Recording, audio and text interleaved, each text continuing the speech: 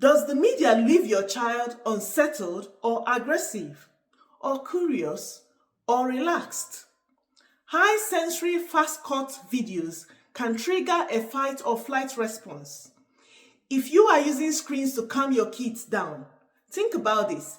Are they learning healthy emotional regulation strategies?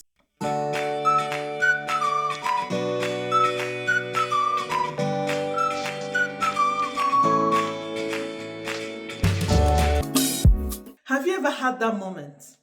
You're in the grocery store parking lot. Your toddler is having a meltdown and you hand over your phone just so you can breathe for 5 minutes. Then as soon as they take your phone, that guilt hits differently. This is real. We know for years that screens have negative impacts on children. But the American Academy of Pediatrics actually has a much more realistic framework for working out screen use in children. It's called the 5 C's.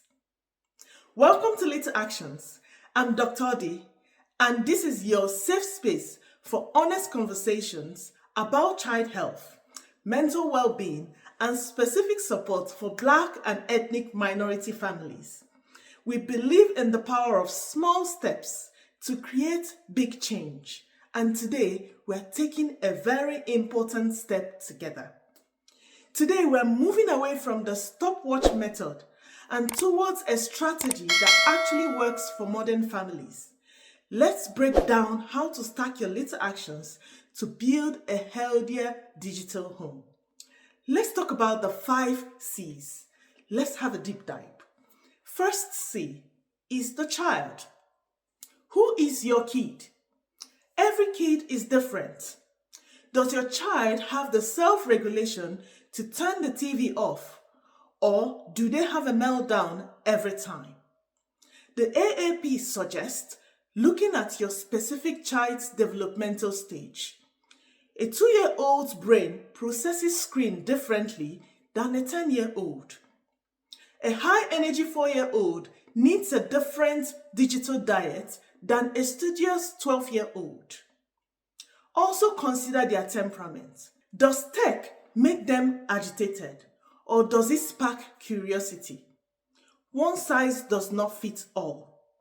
We have to parent the child we have and not the average child in the textbook. Number 2C, content. This is the what. Is the content age appropriate? Is it interactive? Are they watching high quality educational programs, or are they down a rabbit hole of autoplay videos? Quality matters more than quantity. We want content that encourages curiosity in children, not just passive staring. Look for slow media. Slow media shows logical pacing rather than fast-paced, high-sensory contents. Number 3C, calming and consistency. Does the media leave your child unsettled or aggressive, or curious or relaxed? High sensory fast-cut videos can trigger a fight or flight response. If you are using screens to calm your kids down, think about this. Are they learning healthy emotional regulation strategies? We need to be consistent with media rules. The tech-free zones or the no screens an hour before bedtime to protect our children's sleep and nervous system. Consistency isn't about being perfect. It's about setting a rhythm your child can count on. Hi, if you're finding these strategies helpful, make sure to subscribe. I post discussions like this every week to help you navigate parenting with confidence. All right, let's get back into the video. The 4th C is actually my favorite. Number 4C, crowding out. Now, let's talk about this favorite concept, crowding out. Instead of obsessing over taking away the iPad, focus on adding in the essentials.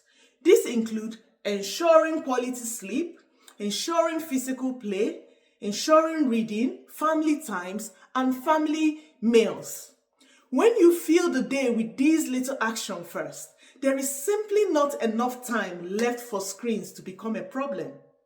You're not banning tech, you're just making sure it doesn't crowd out the things that help your children to grow. Number 5C, communication. Talk about media early and frequently enough to produce digital literacy in your child. Talk to them about why we take breaks. Teach them to recognize the heavy eyes or the cranky feelings that come from too much screen. Teach them the boundaries and how to be digitally responsible. We are teaching them self-regulation so they can manage themselves when we're not around. Let me throw in this extra C. Context. Using a tablet to learn a drawing technique is a different context than using it to avoid a social situation. Is the screen a digital babysitter while you're in the other room doing something else? Or are you sitting together talking about what's happening? The AAP highly recommends co-viewing.